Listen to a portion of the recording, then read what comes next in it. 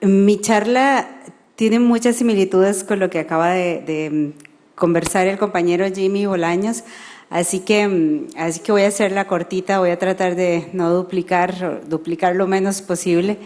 En realidad, la pregunta que me hicieron para esta participación, a la cual además agradezco mucho al doctor Solís por la invitación y a los organizadores, la pregunta me la pusieron muy fácil, porque me pusieron, bueno, es necesario incorporar el deber de probidad como un deber constitucional explícitamente en nuestra Carta Magna.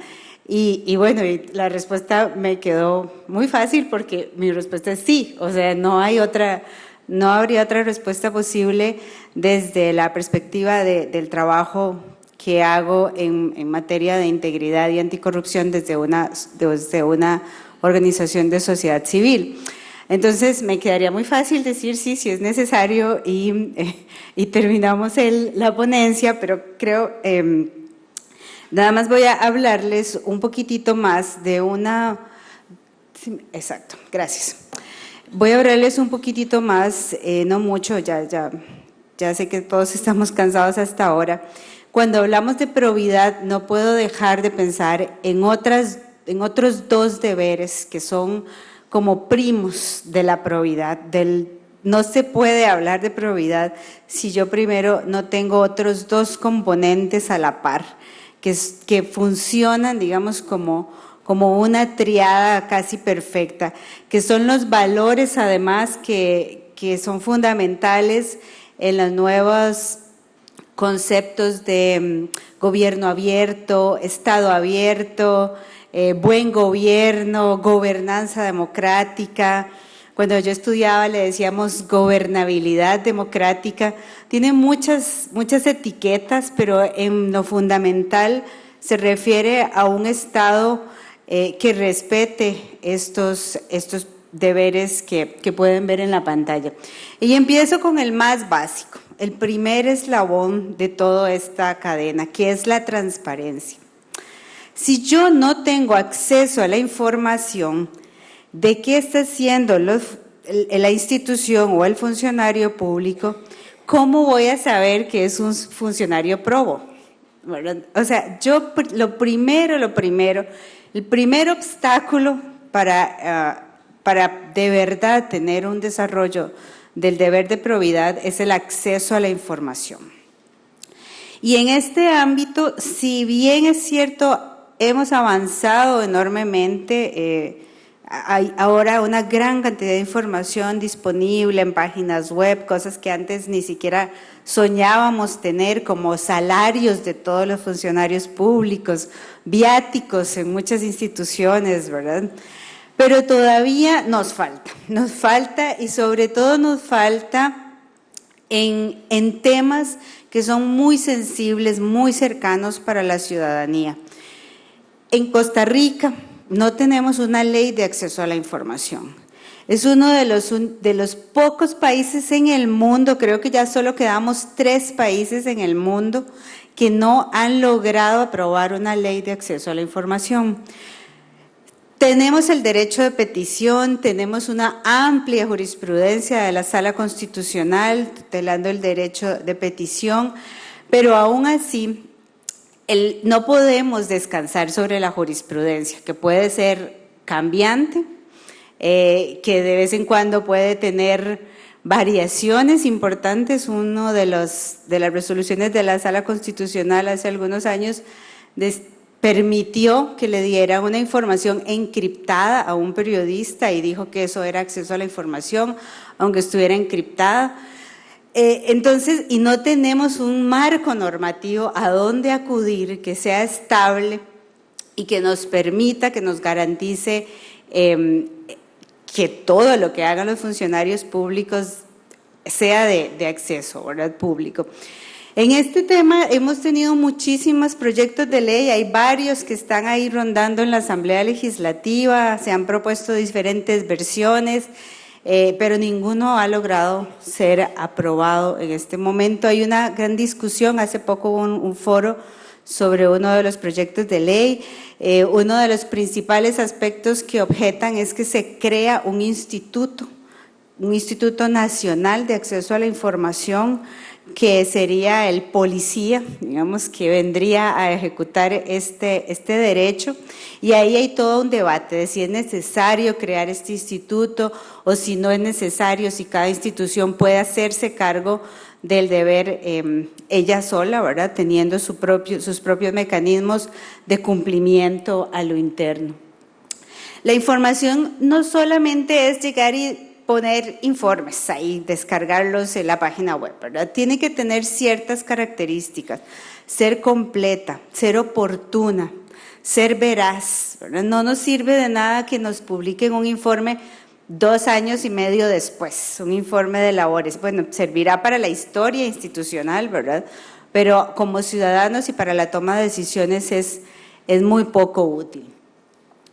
Este derecho, digamos, está plenamente reconocido en una gran cantidad de instrumentos internacionales y, como les dije, también en jurisprudencia de la Sala Constitucional, pero sí me parece que todavía tenemos que dar el paso primero a tener una ley, ¿verdad?, que lo estabilice, que lo formalice en el país y además, después de la ley o en simultáneo, mejorar la cultura de registro y de acceso a la información.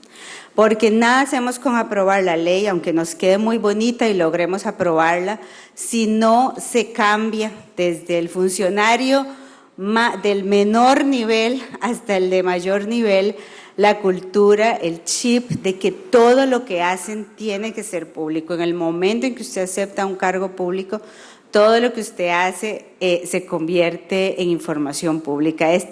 Con ley, con instituto, con lo que sea, el cambio cultural y la sensibilización es lo más importante. Hace unos días tuve el honor de estar invitada en Noruega y yo preguntaba sobre estos temas, ¿verdad? ¿Dónde está el Instituto Nacional de Acceso a la Información? No hay, ¿verdad? ¿Y dónde está el ente anticorrupción? No, tampoco tenemos, ¿verdad? ¿Por qué? Porque cada institución a lo interno y cada funcionario está sensibilizado y no necesitan un policía, ¿verdad?, que ande vigilándolo, pero además porque si el que no esté sensibilizado rápidamente entra en cintura, como decimos, porque hay mecanismos coercitivos muy fuertes de sanción. Si usted no da la información que piden los ciudadanos, tiene una sanción inmediata muy fuerte. Entonces hay que avanzar con la ley, pero también con esta sensibilización. El segundo principio, también muy relacionado, tiene que ver con rendición de cuentas. Jimmy ya hizo una vasta recolección de la legislación que tenemos sobre el tema. Este sí es un deber que está constitucionalmente reconocido y aún así tiene todas esas debilidades que el compañero señaló.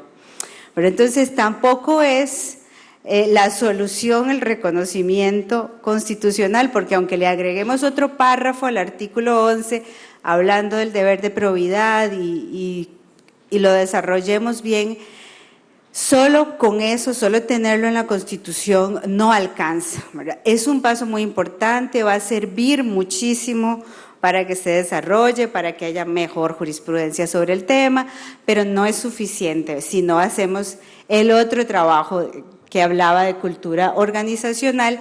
Y en rendición de cuentas, lo más importante es incluir a la ciudadanía.